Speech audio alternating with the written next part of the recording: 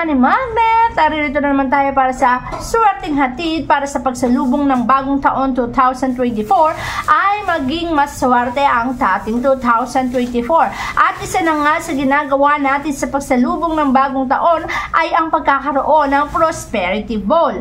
Ang Prosperity Ball kasi ay magpapasok ng maraming blessings sa ating mga buhay. At hindi naman masamang naniniwala sa Prosperity Ball dahil parte na yan ng ating buhay. At alam naman natin ang mga taong gumagawa ng Prosperity Ball ay sinuswerte at napapasukan ng maraming swerte. Sa mga nagtatanong sa akin kung saan makukuha ang gagamitin natin para sa Prosperity Ball ay mag-message lamang kayo at ilalagay ko sa comment section ang mga dapat nyong i-click at dapat nyong tumawag sa mga numerong makikita nyo. Okay.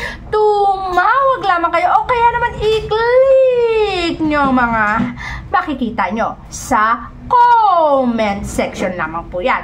Kasi nga po kapag nag-message kayo sa akin ay hindi ko na po kayo gawa na ma-replyan isa-isa sa sobrang dami. Promise po, napakarami nyo at natatabunan po ang messenger. So, napakadami po kasi, hindi na po natin kayo maiisa-isa. Kaya nga, nilagay ko na po sa comment section ng lahat ng kailangan nyong malaman. Tinitignan at ikiklik nyo na lamang po. Alright, simulan na po natin ang pagganap sa Prosperity Ball. At iisa-isahin po natin ang paglalagay. Una, ilalagay po natin ang bigas ng kasaganahan. Ibubuhos lamang po natin ang bigas ng kasaganahan para ang kasaganahan sa taong 2024 ay maging siksik-liglig at nag-uumapaw. Ilalagay po natin paikot ang 12 pieces na itlog para sa 12 buwan na magiging masagana at magpapasok ng swerte sa ating lahat. Kapag po nailagay natin ang itlog na yan, magpapasok po sa atin ito ng siksik-liglig at kaswertihan sa 12 buwan sa isang taon. Kung saan ito ay magpapasok ng swerte na siksik-liglig at nag-uumapaw. Kapag nailagay naman po natin ang bigas at itlog, ilagay natin ang dahon ng laurel paikot sapagkat ang dahon ng laurel, ang katumbas po niyan, ang salitang Laura, na ang ibig sabihin ng salitang Laura ay pera. Kung saan ang pera ay papasok sa ating buhay. Ipaikot nyo lang, ang dahon ng laurel ay walang bilang. Kung gaano kalaki ang inyong lalagyanan, basta't nakaikot lamang po ang dahon ng laurel na yan, ay magbibigay po ito ng kaswertihan at siksik-liglig at nag-uumapaw na swerte sa ating mga buhay. Siyempre, hindi rin po mawawala ang tinatawag nating golden foil. Ang golden foil na to ay napakaswerte. Magdudulot po ito ng kaswertehan sa ating buhay.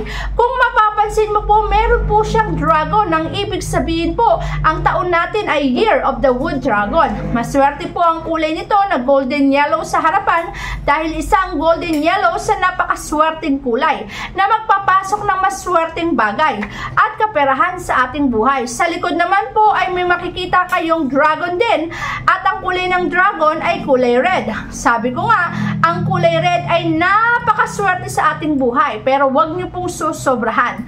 Dapat ang kulay red ay tama lamang para tama lamang ang swerteng papasok. Ang sobrang red kasi ay nagpapainit ng ulo at pwede maging dahilan ng pagkasabog ng isang tao. Pagkainit ng ulo at saka mga giging hyper yung mga tao, nagkukos ng pag-aaway. Kaya iwasan ng sobrang daming red. Maswerte ang red pero katamtaman lamang dapat. Katulad ng nasa golden foil na to, katamtaman lamang po ang red na iyong makikita. At ipapaikot po natin ang golden foil na yan dito. Alright? Alternate po ang ganap. Isang red, isang yellow. Parang ganyan. Kabilaan po kasi ang golden foil natin. Etong nasa harap ay golden yellow. Etong nasa likod ay red. Paikot lamang po. Pagka panilagay mo red, golden yellow, red ulit, ipapaikot lamang po ang 8 piraso. Bakit po mapakainam na 8 pirasong golden yellow at 8 pirasong golden foil ang ilagay natin? Kasi po 8 means infinity o walang katapusang swerte. Kaya naman, kung gusto niyo na walang katapusang swerte ang pumasok sa iyong buhay, 8 pieces po ang ilalagay natin na golden foil. Para po mga swerte sa atin ay magpatuloy ang daloy sa ating buhay. Ayan na nga. Tapos po, may ilalagay po natin napakaswerte ng gold po. Gold means pera. Ito naman po, isasama natin ang mga candy na gold din po. Pero candy lamang po to, chocolate ang laman, Goya lamang po to.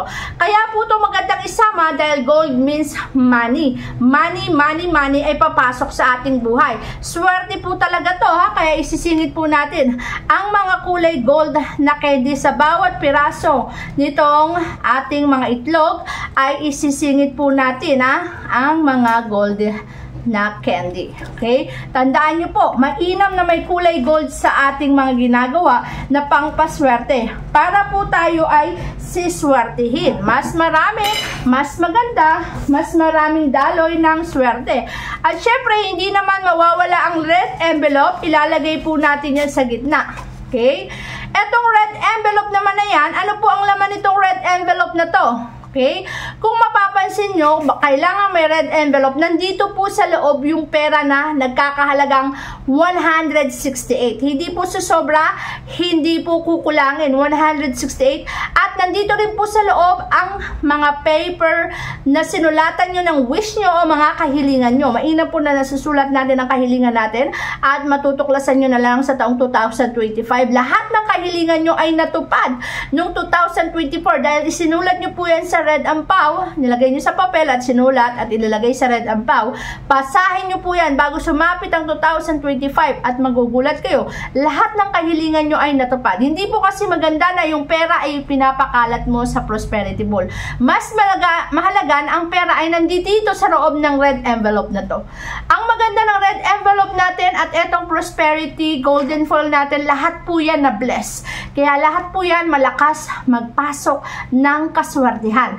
Ang lahat ng meron tayo dito ay malakas magpasok ng blessing sa ating mga buhay. Siksik, liglig at nag-uumapaw. Etong prosperity bowl natin ay napakainam na meron sa atin sa taong 2024. Pagsalubong pa lang ay ilagay mo na po to sa dining table. Sabi nila, malas po na magpatong ng pera sa dining table. Kaya nga po wala tayong nilagay na pera. Ang nilagay natin ay mas maswerteng golden foil. Mas maswerteng golden foil na may dragon po. Kasi nga, ipapatong natin sa dining table, safe po siya kasi walang pera. Pero sasabihin nyo may pera sa loob ng envelope, okay lang. Dahil nandito naman siya sa loob ng envelope at wala naman po siya dito sa labas. Kaya yung perang nandito sa loob ng red envelope ay 168 na magpapasok din ng kaswertehan. Hindi kulang, hindi sobra, 168 lamang po. At pwede nyo na po itong ilagay sa inyong dining table na magpapasok sa inyo ng kaswertehan, siksik, liglig at nag-uumapaw. Pag nilagay nyo na po sa dining table, pwede nyo pong bulungan ng yung kahilingan at lahat ng yung kahilingan ay ibibigay sa inyo, siksik, liglig at nag-uumapaw. At yan lamang po mga ka-money magnet. Thank you very much!